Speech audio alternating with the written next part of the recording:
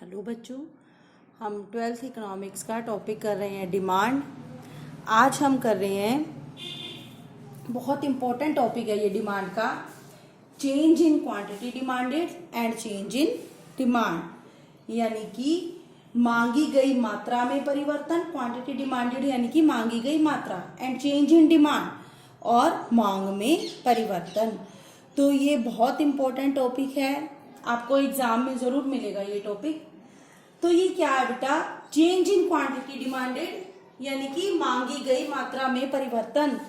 मांगी गई मात्रा में परिवर्तन क्या होता है, चेंज इन क्वांटिटी डिमांडेड क्या होता है, जब प्राइजेस के कम ज्यादा होने से हमारी मांगी गई मात्रा में परिवर्तन आता है। जैसे कि कीमतें कम हो गई, प्राइस कम हो गए तो हम अधिक खरीद रहे हैं। मान लो प्राइस रिड्यूस हो गए तो हमारी डिमांड बढ़ गई, और प्राइसेस इंक्रीज हो गए और हमारी डिमांड क्या हो गई, कम हो गई।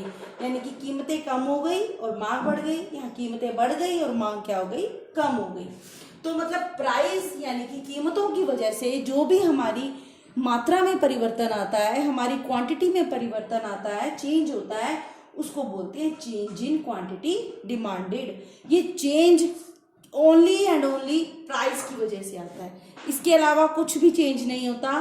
प्राइस की चेंज की वजह से, कीमतों में परिवर्तन की वजह से हमारी मांग में जो परिवर्तन आता है उसको बोलते हैं चेंज इन क्वांटिटी डिमांडेड।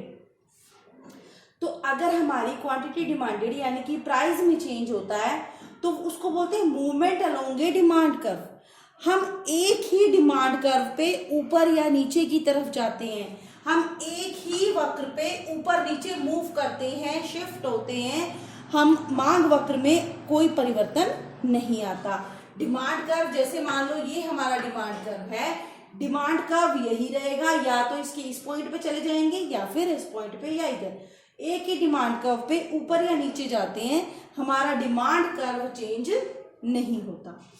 तो अगर प्राइस की वजह से हमारी डिमांड बढ़ जाती है, मतलब प्राइसेस कम होने से डिमांड बढ़ जाती है, उसको बोलते हैं एक्सटेंशन यानी कि विस्तार। हमारी मांग का विस्तार हो गया, एक्सटेंड हो गई। जैसे कि देखो, हम एक ही डिमांड कर्व पे रहेंगे, मान लो एक रबड़ है, आप उसका साइज खींच रहे हो, उसको आकार बढ़ा रहे हो, एक्सटेंड कर रहे हो ना। ये तो नहीं कि रबड़ 1 से 2 हो जाएंगी, रबड़ तो एक ही रहेगी लेकिन उसका आकार बढ़ रहा है। इसी प्रकार हम एक ही डिमांड कर्व पे रहेंगे, बस ऊपर नीचे शिफ्ट हो रहे हैं, कभी खोल रहे हैं कभी बंद कर रहे हैं। तो अगर प्राइसेस कम होने से डिमांड बढ़ गई है तो उसको बोलते हैं एक्सटेंशन, यानी कि मांग में वृद्धि हो गई तो वो होगा हमारा विस्तार। और अगर मांग कम हो गई, मतलब प्राइसेस बढ़ गए और डिमांड कम हो गई, तो उसे बोलेंगे कॉन्ट्रैक्शन यानी कि संकुचन। तो एक्सटेंशन किस वजह से होता है, प्राइस रिडक्शन। प्राइस कम होगी तभी एक्सटेंशन होगी, तभी विस्तार होगा। और प्राइसेस बढ़ जाएंगे, कीमतें बढ़ जाएंगी तो क्या होगा, कॉन्ट्रैक्शन यानी कि संकुचन। और इसमें हम एक ही डिमांड कर्व पे रहते हैं। नेक्स्ट है change in demand. Change in demand क्या होता है, मांग में परिवर्तन। डिमांड में जो चेंज होगा, अगर वो चेंज प्राइस यानी कि कीमत के अलावा अदर फैक्टर से है। हमने मांग को प्रभावित करने वाले तत्व पढ़े थे डिमांड फंक्शन में। डिमांड फंक्शन में हमने क्या पढ़ा था, जो हमारी सब्स्टिट्यूट गुड्स हैं, कॉम्प्लीमेंट्री गुड्स हैं, एक व्यक्ति की आय, अन्य वस्तुओं की कीमतें, बहुत से फैक्टर्स अफेक्ट करते हैं हमारी डिमांड को। तो प्राइस के अलावा अगर अदर किसी भी फैक्टर में चेंज हो रहा है और किसी भी तत्व में चेंज हो रहा है, उसकी वजह से हमारी डिमांड में जो परिवर्तन आता है उसको बोलते हैं चेंज इन डिमांड। और इसमें हमारा डिमांड कर्व शिफ्ट हो जाता है, या तो हम आगे की तरफ चले जाते हैं या फिर हम पीछे की तरफ आ जाते हैं। हम एक ही डिमांड कर्व पे नहीं रहते, हमारा डिमांड कर्व शिफ्ट हो जाता है। अगर फैक्टर्स की वजह से हमारी डिमांड बढ़ जाए उसको बोलते हैं इंक्रीज यानी कि वृद्धि, और अगर डिमांड कम हो जाए तो वो क्या होगा, डिक्रीज। डिक्रीज यानी कि कमी। और ये होता किस वजह से है, प्राइस नहीं, प्राइस के अलावा अदर फैक्टर्स में कोई भी चेंज आएगा, उस वजह से जो चेंज होगा वो होगा चेंज इन डिमांड, और इससे हमारा डिमांड कर्व शिफ्ट होगा। अब हम वो करेंगे कि हमारा डिमांड कर्व कैसे शिफ्ट होगा। अब हम ये एक्सटेंशन कॉन्ट्रैक्शन यानी कि मांगी गई मात्रा में परिवर्तन और मांग में परिवर्तन, इनको हम डायग्राम के थ्रू देखेंगे। मांगी गई मात्रा में परिवर्तन से क्या होता है, या तो विस्तार होगा या फिर संकुचन होगा, यानी कि या तो एक्सटेंशन होगा या फिर कॉन्ट्रैक्शन। मैंने आपको बताया कि ये चेंज मांगी गई मात्रा में जो चेंज होता है, क्वांटिटी डिमांडेड में जो चेंज होता है, वो किस वजह से होता है, ओनली प्राइस की वजह से, कीमतों की वजह से। कीमत की वजह से, कीमत कम होने से यानी कि प्राइसेस कम होने से हमारी डिमांड बढ़ जाती है, तो उसको बोलते हैं एक्सटेंशन, यानी कि हमारे जो रबड़ है वो एक्सटेंड हो गया। ठीक है, एक ही चीज है वो बढ़ गया या फिर कम हो गया, तो हम एक ही डिमांड कर्व पे रहेंगे। अब क्या हुआ यहाँ पे, पहले क्या था, हम कीमतें कितनी थी, P1, प्राइस P1 थे और हम कितनी क्वांटिटी ले रहे थे, OQ1, लेकिन प्राइस कम हो गई, कीमतें कम होने से हमारी डिमांड कितनी बढ़ गई, Q2 बढ़ गई।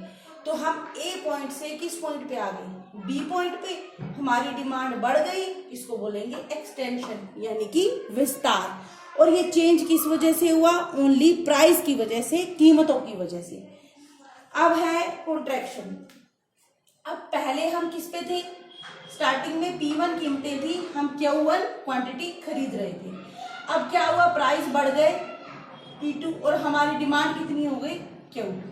तो प्राइस बढ़ने से डिमांड कम हो गई, हम इस A पॉइंट से किस पॉइंट पे आ गए, B पॉइंट पे। इसको बोलते हैं कॉन्ट्रैक्शन यानी कि संकुचन। कीमतें बढ़ने से हमारी डिमांड कम हो गई, प्राइसेस बढ़ने से डिमांड में कमी आई है, उसको बोलेंगे कॉन्ट्रैक्शन। लेकिन अगर प्राइसेस कम होने से डिमांड बढ़ जाए, वो है एक्सटेंशन यानी कि विस्तार। अब है change in demand. Change in demand में क्या होता है कि प्राइस के अलावा अदर फैक्टर्स में चेंज होता है, अन्य तत्वों में चेंज होता है। तो अब हमारे क्या है, यहाँ पे प्राइसेस फिक्स है, P प्राइस है, पहले भी था P प्राइस ही है, प्राइस में, कीमतों में कोई परिवर्तन नहीं हुआ, लेकिन हो सकता है कि लेने वाले की आय बढ़ गई हो, इनकम बढ़ गई। तो इनकम बढ़ने से पहले वो Q1 क्वांटिटी खरीद रहा था, इनकम बढ़ने से अब वो कितनी खरीद पाएगा, Q2। क्यों, पहले उसकी इनकम 100 थी, 100 रुपए थी, अब कितनी 200 हो गई या 500 हो गई। पैसा बढ़ गया तो वो ज्यादा चीजें खरीदेगा, तो हमारा डिमांड कर्व D1 से शिफ्ट होके D2 हो गया। हमारा प्राइजेस में कोई चेंज नहीं है, लेकिन फिर भी हम पहले से ज्यादा खरीद रहे हैं, इसको बोलते हैं इंक्रीज इन डिमांड यानी कि मांग में वृद्धि। इस केस में हमारा डिमांड कर्व चेंज हो जाएगा। नेक्स्ट है, अगर हमारी, मान लो प्राइजेस में कोई चेंज नहीं है, लेकिन हमारी इनकम कम हो गई। पहले हम 500 रुपए कमा रहे थे, नौकरी छूट गई, कोई भी दिक्कत हो गई, हमारी इनकम पहले से कम होके 100 रुपए होगी। तो पहले हम इतनी क्वांटिटी खरीद रहे थे, लेकिन अब हम पहले की कंपैरेटिवली कम क्वांटिटी खरीद रहे हैं। यहाँ से इस पॉइंट पे आ गए, पीछे की तरफ आ गए, तो वो क्या हो गया, डिक्रीज यानी कि डिमांड में कमी, मांग में कमी। तो एक्सटेंशन और कॉन्ट्रैक्शन किसकी वजह से होता है, प्राइस की वजह से, कीमतों की वजह से। कीमत कम होने से डिमांड बढ़ गई तो एक्सटेंशन, कीमत कम होने से मांग, कीमत बढ़ने से मांग कम हो गई तो वो क्या होगा, कॉन्ट्रैक्शन। इसी तरीके से प्राइसेस तो स्टेबल हैं, लेकिन हमारी इनकम या कोई भी फैक्टर चेंज हो गया तो जिससे हमारी डिमांड बढ़ गई, उसको बोलेंगे इंक्रीज यानी कि वृद्धि। और अगर हमारी कीमतें तो सेम हैं, लेकिन हमारी इनकम कम हो गई, या फिर सब्स्टिट्यूशन गुड की जो है वो प्राइसेस कम हो गए, जिससे कि हम अब कम मात्रा खरीद रहे हैं, तो इसको बोलेंगे डिक्रीज यानी कि मांग में कमी। तो ये था हमारी change in demand and change in quantity demanded. ये change in quantity demanded prices की वजह से होगा, और चेंज इन डिमांड प्राइस के अलावा अदर फैक्टर कोई भी हो उसकी वजह से होगा। Thank you.